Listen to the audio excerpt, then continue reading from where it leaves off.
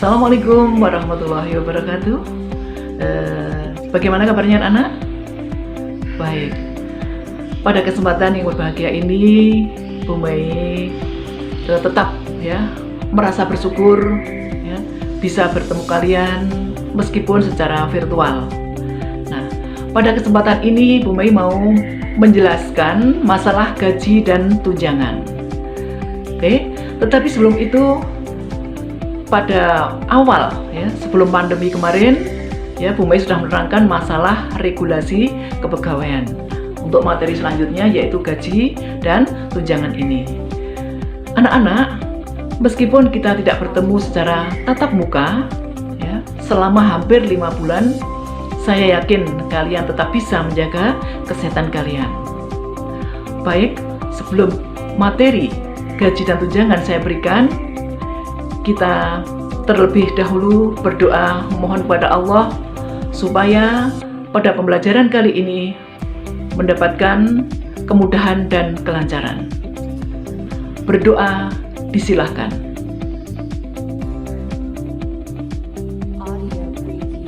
Berdoa selesai. Baik, terima kasih anak-anak. Untuk materi gaji dan tunjangan ini, anak-anak perlu ketahui, kalian bisa selain dari materi yang saya berikan nanti, bisa belajar dari modul maupun fotokopi yang sudah saya berikan kemarin, ataupun dari internet. Banyak sekali sumber belajar yang perlu kalian ketahui. Baik, untuk menyingkat waktu, silahkan menyimak materi gaji dan tunjangan pada video berikut ini. Assalamualaikum warahmatullahi wabarakatuh. Selamat bertemu kembali anak-anak. Pada semester ini Bu Mei tetap mengajar mata pelajaran otomatisasi tata kelola kepegawaian.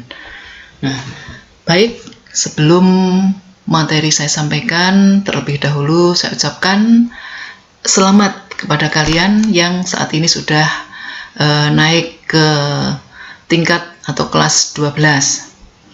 Nah, untuk semester ini Bu Mei berada di kelas kalian 1 minggu itu ada 7 jam.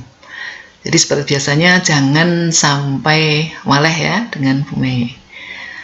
Baik, kita akan masuk ke materi. Di dalam semester ini ada 5 KD yang harus terselesaikan. Antara lain yang pertama yaitu KD atau kompetensi dasar penggajian dan tunjangan pegawai. Kemudian yang kedua penghargaan pegawai. Yang 3 disiplin pegawai. 4 peraturan perkawinan pegawai. Dan yang terakhir adalah pemberhentian pegawai.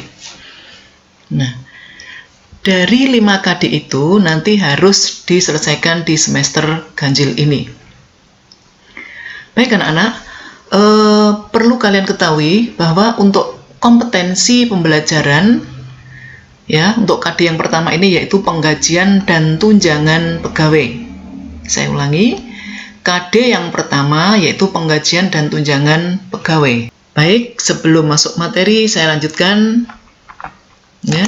Di sini ada video singkat. Video singkat silahkan kalian amati karena nanti dalam materi yang awal sampai dengan yang akhir kalian akan menemui kuis atau soal yang akan saya berikan di link yang berbeda. Baik, coba saya nyalakan videonya, silahkan diperhatikan.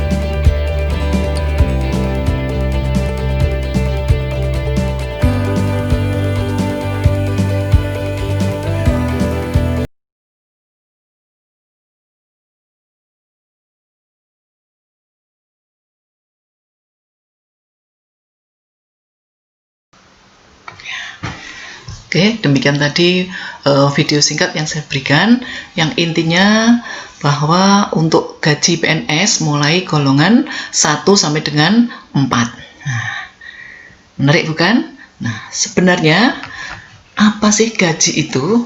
Nah, ini ada uang ratusan ribu, 50, 20, dan seterusnya. Nah, dia mikir, apakah gaji itu? Nah, ini rupanya sudah terjawab. Ini ada di seragam BCA ya, kalau nggak salah ini pegawai dari BCA. Dari paparan tadi dan didukung dari gambar-gambar ini dapat kita simpulkan ya bahwa pengertian gaji ada beberapa dari pendapat ahli.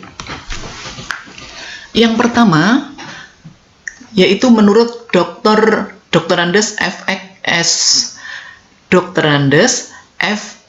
Sujadi MPA itu dalam bukunya Pokok-pokok Manajemen memberikan pengertian yang berbeda mengenai upah dan gaji. Sekalipun pada dasarnya keduanya mempunyai nilai yang sama.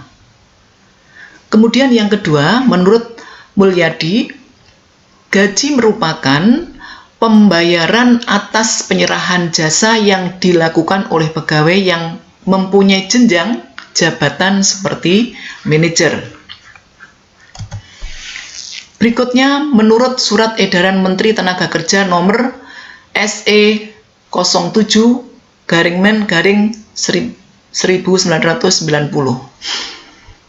Di situ dicantumkan bahwa hal-hal yang termasuk dalam komponen upah atau gaji adalah upah pokok atau imbalan dasar yang dibayarkan kepada pekerja menurut tingkat atau jenis pekerjaan yang besarnya ditetapkan berdasarkan kesepakatan dan tunjangan tetap, adalah suatu pembayaran teratur berkaitan dengan pekerjaan yang diberikan secara tetap kepada pekerja dan keluarganya, serta dibayarkan dalam satuan waktu yang sama dengan pembayaran upah pokok seperti tunjangan istri, tunjangan anak, tunjangan perumahan, tunjangan kematian, tunjangan jabatan, tunjangan keahlian, dan lain-lain. Nah, ini dari beberapa ahli. Nah, kemudian kesimpulan. Gaji dengan penggajian itu beda, ya. Kalau penggajian ini merupakan suatu hal yang wajib diberikan kepada pegawai atau pekerja baik sebelum atau sesudah diselesaikan. Nah, ini penggajian. Sedangkan gaji yaitu imbalan atas hasil pekerjaan yang dilakukan oleh seseorang untuk orang lain.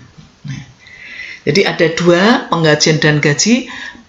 Perbedaannya yaitu kalau penggajian diberikan sebelum atau sesudah. Ya, pekerjaannya belum selesai tapi sudah ada penggajian, sistem penggajian dan seterusnya. Tapi kalau gaji itu diberikan seseorang apabila dia telah melakukan menyelesaikan pekerjaannya. Nah, sebenarnya apa sih alasan gaji itu mempunyai peranan penting untuk pegawai? Baik, yang pertama, dengan gaji yang cukup, pegawai akan bekerja lebih baik. Kemudian yang kedua, dengan gaji yang cukup dapat mendorong pegawai untuk menyumbangkan jasa dan barangnya semaksimal mungkin sesuai kemampuannya. Yang ketiga, dapat memenuhi kebutuhan hidupnya. 4. Memberikan status sosial seseorang dalam masyarakat. 5. Dapat diharapkan loyalitas atau kesetiaan pegawai terhadap tempat pegawai mengabdikan diri. Sedangkan yang keenam, memberikan ketenangan, ketentraman, dan kesenangan dalam melakukan tugasnya.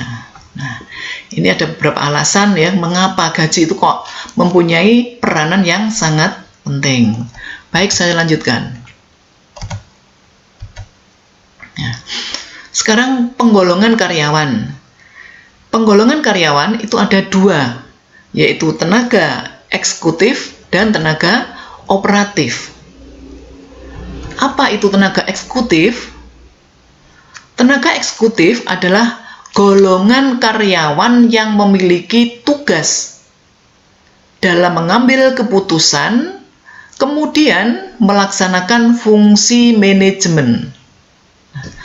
Tugas tenaga eksekutif itu sendiri yaitu mulai dari merencanakan, mengorganisasi, mengarahkan, mengkoordinir, mengendalikan, dan mengevaluasi atau mengawasi. Nah, biasanya tenaga eksekutif ini ya disebut dengan pemimpin ya atau manajer. Yang kedua, tenaga operatif, yaitu golongan karyawan yang memiliki keterampilan dalam menyelesaikan pekerjaannya. Nah, penggolongan tenaga terampil ya itu dibagi menjadi dua. Jadi dia tidak sekolah tinggi tapi dia punya keterampilan, itu namanya tenaga operatif. Ya. Yang pertama, tenaga terampil, yang kedua tenaga setengah terampil, yang ketiga tenaga tidak terampil. Nah. Baik. Oke. Kita lanjutkan. Pengertian tunjangan. Tunjangan adalah sejumlah uang yang diberikan atau dialokasikan secara rutin untuk tujuan tertentu. Nah, tunjangan yang diberikan kepada PNS ada dua macam, yaitu tunjangan keluarga dan tunjangan pangan. Nah, apa itu tunjangan keluarga? Baik, coba perhatikan. Tunjangan keluarga adalah tunjangan suami atau istri sebesar 5% dari gaji pokok dengan ketentuan apabila keduanya, artinya kedua suami istri tadi berkedudukan sebagai PNS. Ya, jadi sama-sama antara suami dan istri itu sama-sama menjadi seorang PNS, maka tunjangannya ya 5%.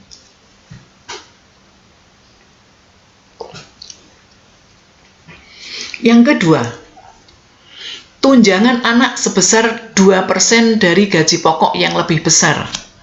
Apa maksudnya? Maksudnya, karena PNS, suami istri tadi menjadi PNS, dilihat gaji pokoknya yang lebih besar yang mana? Apakah gaji suami ataukah gaji istri?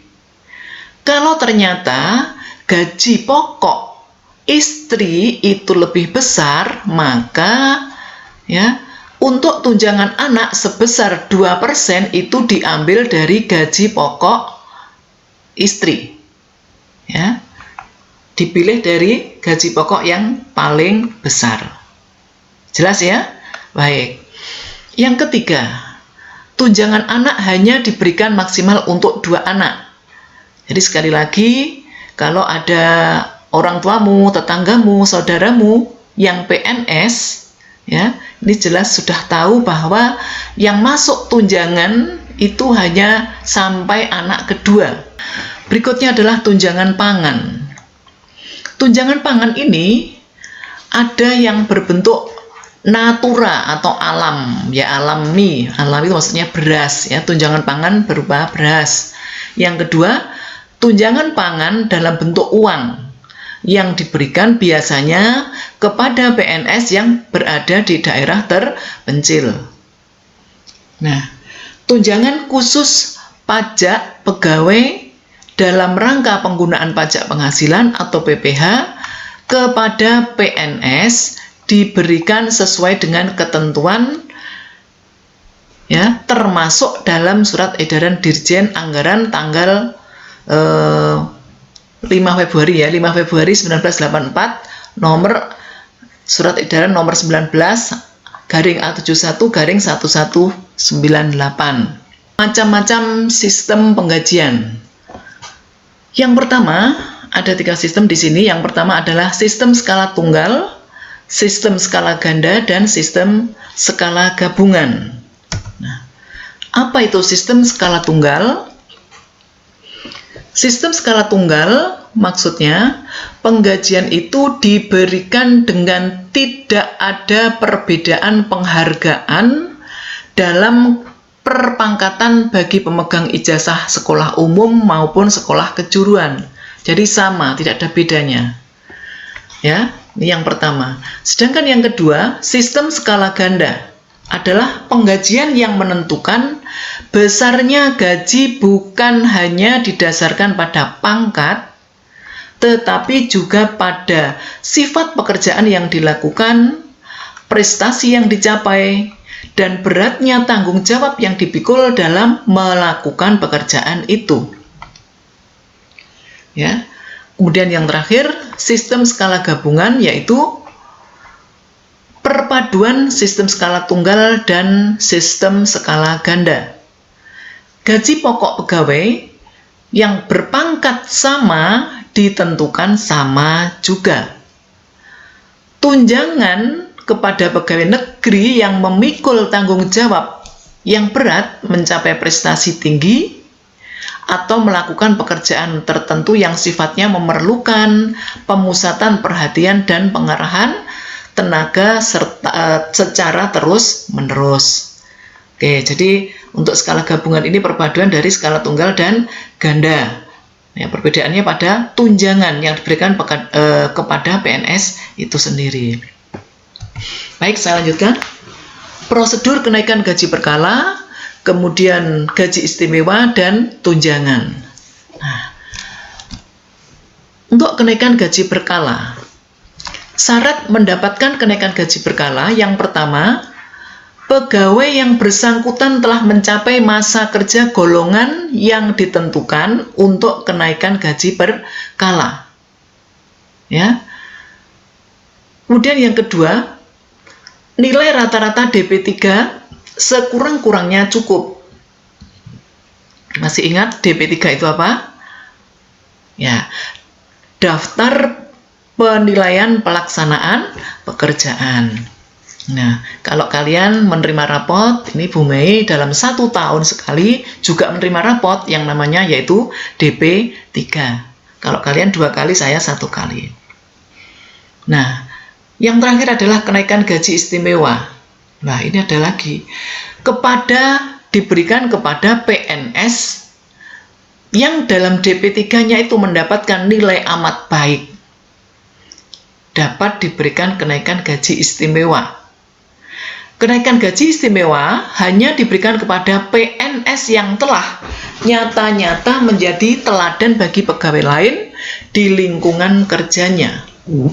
Maksudnya, pemberitahuan gaji istimewa adalah untuk mendorong PNS agar bekerja lebih baik.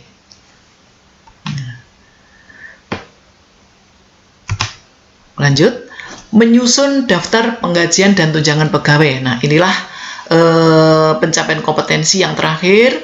Di sini nanti kalian diharapkan bisa membuat atau menyusun ya daftar penggajian dan tunjangan pegawai. Nanti ada contoh-contoh ya yang saya berikan.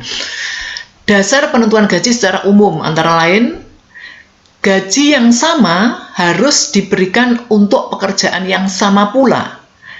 Ya, ini prinsip equal pay for equal work. Ya, kurang R nih ya. Saya ulangi, equal pay for equal work. Jadi gaji yang sama diberikan kepada pekerjaan yang sama pula. Yang kedua, dasarnya yaitu gaji atau upah minimum harus mencukupi kebutuhan hidup sehari-hari pekerja atau pegawai beserta keluarganya. Jadi kita kenal dengan UMR. Baik. Dalam menentukan dasar-dasar penentuan gaji berdasarkan tarif. Nah, tarif apa? Yang pertama adalah tarif berdasarkan jam kerja. Yang kedua, tarif berdasarkan per unit produksi. Sedangkan yang terakhir adalah tarif berdasarkan insentif. Kita kupas satu-satu. Tarif berdasarkan jam kerja, maksudnya jika seorang pekerja itu diupah atau diberikan upah berdasarkan jam kerja, maka besarnya upah kotor yang akan dibayarkan sebesar jumlah jam kerja, termasuk jam lembur dikalikan tarif upah per jam kerja. Tarif berdasarkan per unit produksi. Coba kalian saksikan, ini ada apa? Di pabrik rokok, ya. Rata-rata nih semuanya wanita. Upah kantor yang akan diterima oleh pekerja adalah upah kantor, bukan upah kantor ya, upah kotor maksudnya ini. Upah kotor yang akan diterima oleh pekerja adalah sebesar unit produksi yang dihasilkan oleh masing-masing pekerja dikalikan dengan tarif upah per unit. Yang terakhir, tarif berdasarkan insentif. Upah yang akan dibayarkan adalah sebesar upah standar, ya, yang ditambah dengan jumlah insentif dari unit produksi yang dihasilkan berdasarkan standar yang telah ditetapkan terlebih dahulu. Nah, ini contoh pembuatan daftar gaji, potongan, dan slip gaji. Baik, pembahasan. Dari data tadi diketahui daftar gaji bulan Juli untuk Andi, nomor induknya sekian, jumlah hari, kemudian lembur, tarif gaji, gaji bersih berapa, gaji biasa berapa, gaji lembur biasa berapa, dan akhirnya total berapa. Demikian juga pemotongan gaji, ya. Kan tadi ada potongan, mulai dari PPh, pajak penghasilan 15.000, ya, kemudian untuk iuran tadi ada 5.000 dan seterusnya. Sehingga gaji bersihnya tinggal 1.154.000. Nah, ini direkap di sini, ya. Yaitu ini hasil rekapan, untuk gaji bersih yang diterima di bulan Juli. Sekarang surat pernyataan gaji dan upah. Ini ada Bintang Jaya, Jalan Merdeka 256 Yogyakarta. Ini contoh saja karena ini foto, mohon maaf ya, tidak bisa sempurna, tapi tidak apa-apa, yang penting kalian tahu, kalian paham, itu tidak apa-apa, ya, tidak masalah. Ya, surat pernyataan. Ada surat pernyataan gaji dan upah bulan Juli, ya, dari Andi, nomor induk karyawan departemen tadi, ya. Kemudian, nah ini gaji upah biasa tadi berapa? 1 juta, upah lemburnya 200, totalnya 1.200. Tetapi ada potongan dari Andi tadi, mulai dari PPh dan seterusnya, tinggal total potongannya 46.000, sehingga gaji atau upah bersih yang diterima adalah 1.154.000. Ini tadi sama dengan yang tercantum di sini, Andi, ini ya, nomor 1 ini. Baik. Oke, bagaimana anak-anak dengan video tadi? Baik, Bu Mai berharap setelah kalian mempelajari video tentang penggajian dan tunjangan tadi, ya, kali ini bisa diambil kesimpulan bahwa pembelajaran pada pagi hari ini untuk penggajian PNS itu ada berdasarkan tingkat kepangkatannya. Ya, kemudian bagaimana sistem penggajiannya sudah dijelaskan pada video tadi. Kemudian untuk penutup atau kesimpulan, silahkan setelah ini kalian bisa mengerjakan kuis pada link yang berbeda. Dan Bu Mai berharap kalian bisa mengerjakan kuis itu dengan berbagai sumber belajar. Mohon maaf, sumber belajar. Adapun sumber belajar pun bisa dari, ya, Google atau kemudian buku yang sudah saya berikan, ataupun di rumah belajar, terserah, banyak sekali, ya. Oke, terima kasih atas perhatiannya pada kesempatan ini. Bu Mei tetap berharap kita pada masa pandemi ini ya, kita tetap jaga kesehatan, ya, sering cuci tangan, jaga jarak, menggunakan masker, dan sebagainya. Terima kasih anak-anak. Untuk pembelajaran kali ini saya akhiri. Assalamualaikum warahmatullahi wabarakatuh.